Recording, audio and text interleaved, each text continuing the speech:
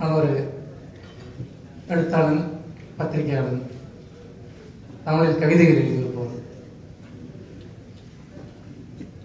எல்லாவற்றுக்கும் மேலாக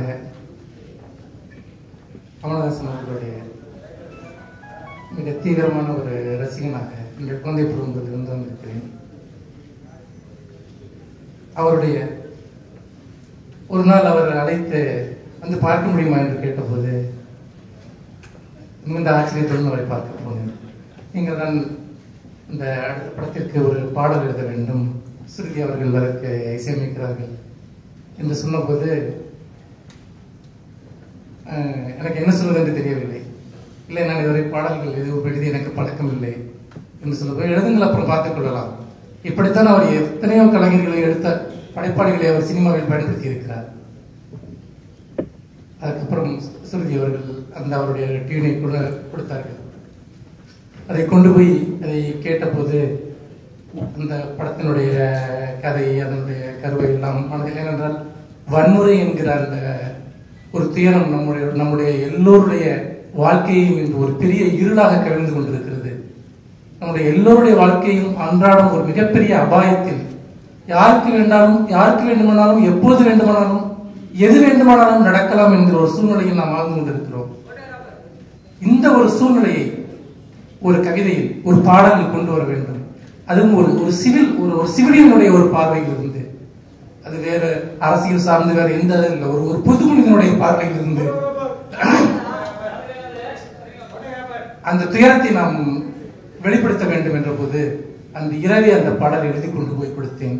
மிகுந்த தயக்கமும் கூச்சமுமாக. ஏனென்றால் அவர் அந்த ஊடகத்திற்கு நம்மால் எழுத முடியுமா என்ற தயக்கத்துடன் கொண்டு போய் கொடுத்தேன். அவர் கமல் சார் சில திருத்தங்களை எல்லாம் சொன்னார். குறிப்பாக சுருதி அவர்கள் அதை மிக அற்புதமாக பாடி காட்டிய போது, அந்த மெட்டிற்கு அது பொருந்தி வந்த போது, நாம் சுவாதீனமாக நாம் வைத்த அந்த சவாலை நாம் எதிர்கொண்டு விட்டோம் என்கிற ஒரு திருப்தி. அந்த விதத்தில் என்னுடைய முதல் சினிமா பாடல், ஒரு கவிஞனாக நான் எவ்வளவோ கவிதைகள் எழுதியிருக்கிறேன். சினிமா துறையில் ஒரு இசைக்கு எழுதுதல் என்பதை நான் முதலாக கமல் அவர்கள் வழியாக கிடைத்ததை நான் ஒரு பெருமையாக கருதுகிறேன். அதே போல் இன்று மிகவும் ஒரு வளர்ந்து வரக்கூடிய எல்லோராலும் கவனிக்கப்படக்கூடிய சுருதி அவர்களுடைய அந்த மெட்டில் நான் அந்த பாடல் எழுத கிடைத்த வாய்ப்பையும் நான் மிகவும் மகிழ்ச்சியுடன் ஏற்றுக்கொண்டிருக்கிறேன். நன்றி, வணக்கம். அவர்கிட்ட காப்பி அடிச்சது கம்பன் அப்படிதான் நல்லா அந்த ஊர்ல ராமாயணம் சமஸ்கிருதத்தில் வால்மீகி ஒன்று எழுதியிருக்காரு. அதை தமிழாக்கம் பண்ணணும்னு மன்னனும் விரும்ப, மக்களும் விரும்ப, அது தமிழாக்கம் செய்யப்பட்டது போல 10ஆம் நூற்றாண்டு வாக்கில். இதுவும் ஒரு நல்ல கதை எங்க இருந்தாலும் நம்ம ஊருக்கு வந்து சேரணுங்கிறது தான் மொழியாக்கங்கிறதுடைய முயற்சியா தான். அதுல அவங்க நம்மளை விட நல்லா பண்ணிட்டாங்கிறது முதல் ஒப்புதல். அதனாலதான் நம்ம அந்த கதையை பண்றோம். இப்ப நம்ம ஒவ்வொருத்தருக்கும் ஒரு கதை எப்பவுமே தயாரா இருக்கும் சினிமாவிட்ட. அதை விட சிறந்த கதையை நம்ம வெளியில பார்க்கும்போது அதை ஏற்றுக்கிறோம். இப்ப மோகன்லால் சார் நடிச்ச படம் ஒண்ணு பார்த்துட்டோம்னா கொஞ்சம் ஒரு நாள் கவலையா இருக்கும், இந்த மாதிரி படம் நம்ம பண்ணலையேன்னு.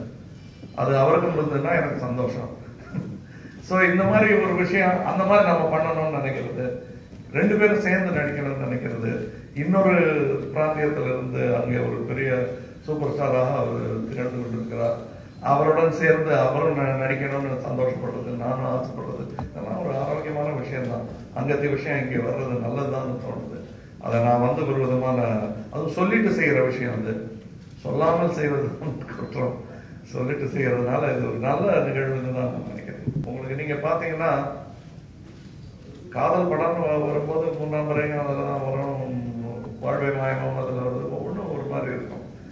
இது ஒரு வித்தியாசமான ஒரு கோணத்தில் சொல்லப்பட்டிருக்கிறது. இது எழுதினவர்கள் வடநாட்டுக்காரர்கள் கூட தேசம் முழுவதும் பொருதக்கூடிய ஒரு கதையாக அவர்கள் எழுதியிருக்காரு.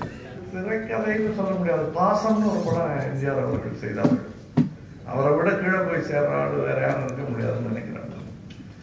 அதையே குறியாக அப்படியே செய்யணும்னு நினைச்சிட்டு ஒவ்வொரு படத்தையும் அங்குல அங்குலமாக அளந்து செய்பவர் அவர். அவர்களுடைய படமான பாசமே பரம்பரையில 10 நாள்ல எடுக்கிறதுங்கிறது சரித்திரமே கிடையாது. அந்த மாதிரிலாம் நடக்கும். அதற்கான முயற்சிகளை விட்டுட முடியாது. எல்லா எலெக்ஷன்லயுமா எல்லா தலைவரும் ஜெயிக்கிறாங்க, அதுக்காக விட்டுட்டு போயிடுவாங்களா?